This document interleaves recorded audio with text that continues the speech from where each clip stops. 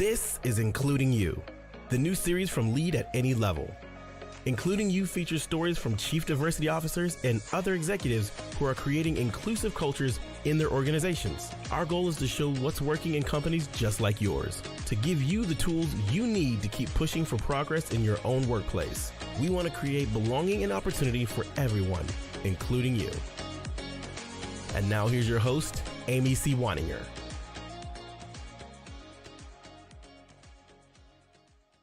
Welcome back to Including You. I'm your host, Amy C. Waninger. My guest today is Noël France. She is the Vice President, Diversity, Equity, and Inclusion of Avantor. Avantor is a Fortune 500 company and is a leading global provider of mission-critical products and services for customers in a variety of industries, including biopharma, healthcare, education, government, and advanced technologies and applied materials. Avantor employs about 14,000 employees globally. Noël, welcome to the show. Thank you so much for having me, Amy. Happy to be here today. I'm excited to have you. It's always neat when I get to talk to somebody who's in a global role, serving employees and a mission that is beyond a single country's borders. I think that's really exciting. Yeah, it is a big job to have the global responsibility for DE&I, but one that I really am honored to be in the position to lead and to have the opportunity to really understand what diversity, equity, and inclusion mean to our associates across the globe. I think we have our definitions at the organization level, but that really comes into light and into life differently depending on where our associates live and work. So it's been really exciting to be able to develop this strategy from our associate input and continue to collect that feedback as we go to inform that. I think that's great. I want to start with, why is this work so important to the company? Why invest in a company this large? Why invest in diversity and inclusion initiatives, programming? I'm assuming you have a pretty big infrastructure for that amount of people to do this work. Why make that investment at all at Avantor? Yeah, it's one of our strategic pillars. And I will say that it started with our CEO making the commitment back in 2020 to have DE&I be a strategic focus for the organization, recognizing the impact that it has on our internal team and also to the customers that we support. So really, it's something that's a part of the fabric of who we are and tied most closely to our value of respect, which is one of the guiding principles of our I Care values at Avantor. And the value of respect really speaks to ensuring that everyone is able to feel seen and recognized and valued for who they are and show up as their whole selves to work. And so we know that it's a journey for DE&I, and we will continue to evolve this culture that we have here to ensure it is one that's fully inclusive and creates equitable opportunities for all of our associates to learn, grow, and succeed. And so with that many associates and all of the work that you're doing around the globe, what do you feel you're doing that's really working, that's really moving the needle for your company? Great question. So a number of things. We have designed our DE&I strategy around 5 different pillars. So focusing on culture, talent and development, community and giving, policy, and communications. And I can point to a number of successes in each of those areas, though I think one of our largest successes has been within the focus on culture, standing up now just in the past 2.5 years, 8 different employee resource groups. So we refer to those as our associate-centric teams, or our ACTs, and they're representative of a number of different communities, including the Black community, LGBTQ, women in business, young professionals, Latinx. And we have this area of focus led by our associates in these groups to be able to elevate the feedback from across the globe from our associates in terms of what issues are important and unique to the communities that are represented by these employee resource groups, but then also to welcome everyone, whether you identify with that community or not, to participate in these ACTs. And one of their larger roles is hosting educational opportunities, activities, things that can be very fun and interactive, like a bingo game, or we're going to have a watch party of a Netflix documentary together, to also having some really safe space crucial, critical conversations where people have an opportunity to share their personal stories, share their experiences in a way that builds community from those who have a shared experience, but then also educates those that are allies, right? That are a part of the community so that they can learn how they can better understand that community, expand their own perspective beyond their individual experience, and then use that to show up at work and hopefully in their personal lives as well as an ally for that community. This notion of storytelling makes such a big difference because stories, I say this a lot when I talk to corporate groups or conference audiences, stories build trust. Absolutely. Trust builds relationships, and relationships are how we get everything done at work. Yes. And I'm wondering what kinds of results you're seeing from this storytelling that's coming out of your associate-centered teams or your ERGs. How do you know that it's working? Yeah.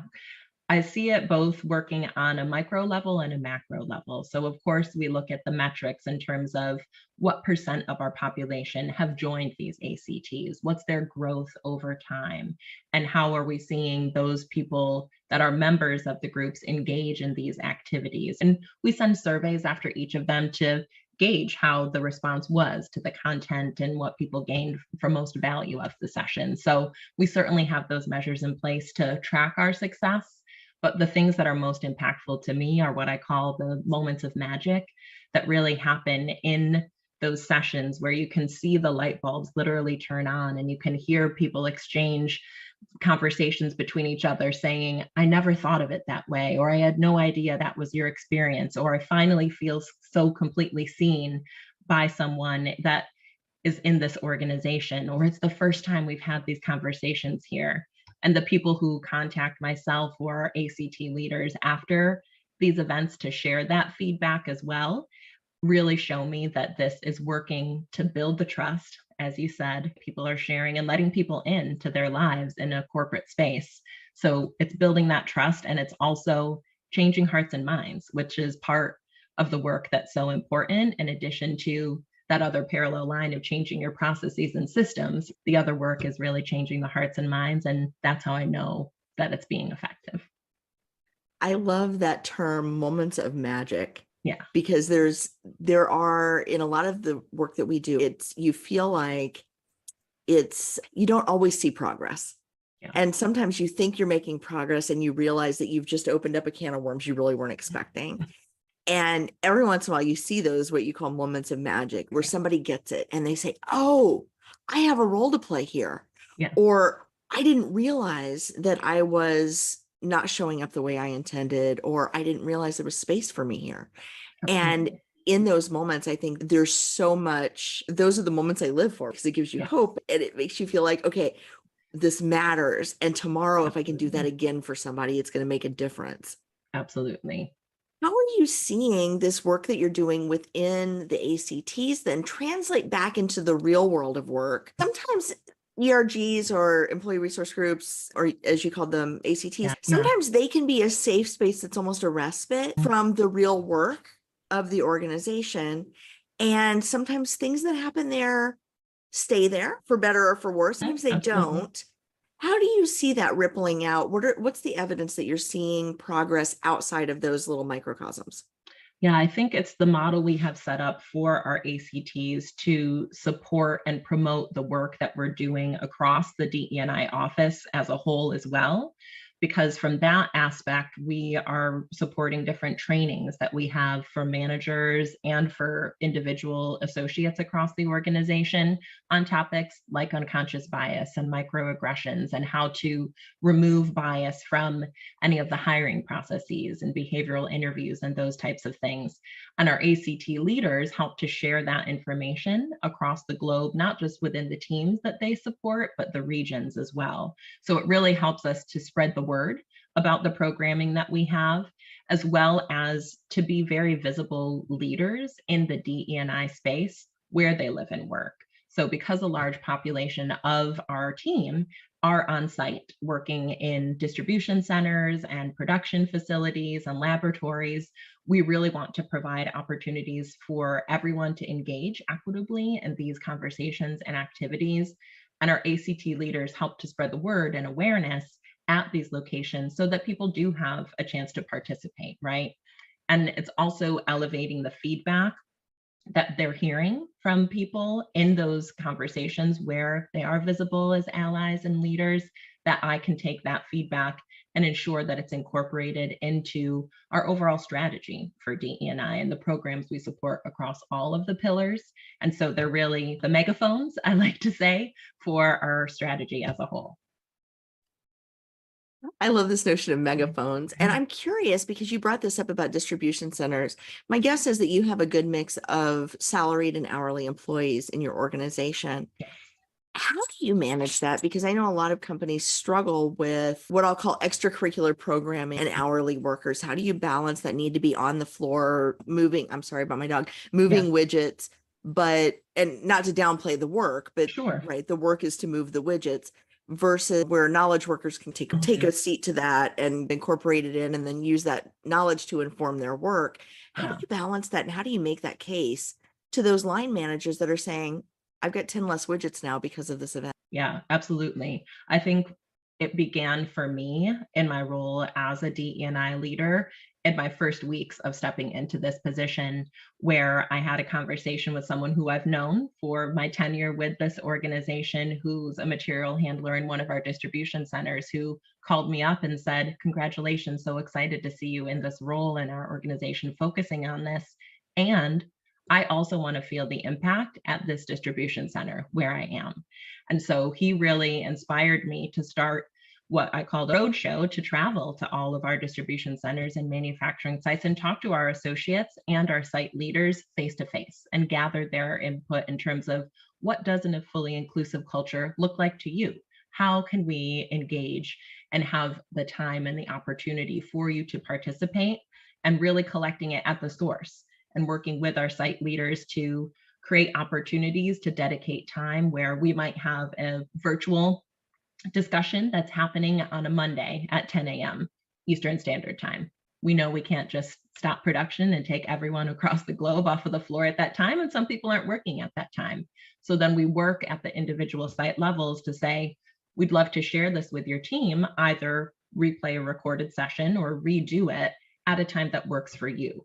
So how can we engage with your specific site to do that on a Friday afternoon or during a lunchtime session, and work with the site leadership far enough in advance so that it doesn't impede the production, but rather provides an opportunity for everybody to participate, and also factors in that the employee engagement in these types of activity is going to improve their experience at work. It's going to improve their sense of connectedness, and ultimately, as we have proven in the business case to our leaders, it's going to help you with your performance, with your productivity, and with the retention of the associates when everyone is feeling that sense of connectivity to the community and the culture. So it's worth the time spent, but we really have to work with the people who are leading the work in that local site in order to scale. I think there's a genius to this because in so many organizations, the experience that I see in a lot of companies is executives think they set up a DEI office because there's a problem they want to solve, a real business problem they want to solve. They bring somebody in, they stand up a team, they see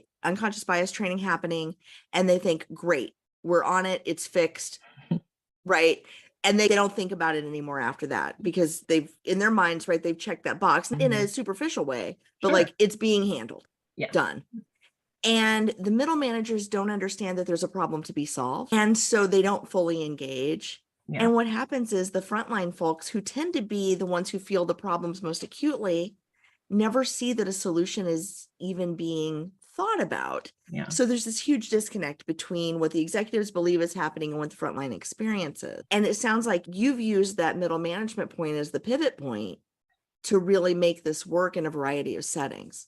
Yeah, absolutely. I think that is the foundation of the associate experience, is to know in their day-to-day experience, the relationship that they have with their people leader is one that they feel is inclusive. And so it's about inspiring our leaders to model those inclusive behaviors, giving them the resources and tools that they need in order to do that, and having this circular feedback loop of collecting their input, providing them with the output and the results, and then continuing to improve. Because I'd like to say there is no pinnacle of achievement we're going to reach with DE&I. We're never going to be done with this work. We're never going to perfectly understand everyone else's experiences around the world. So there's no box we get to check.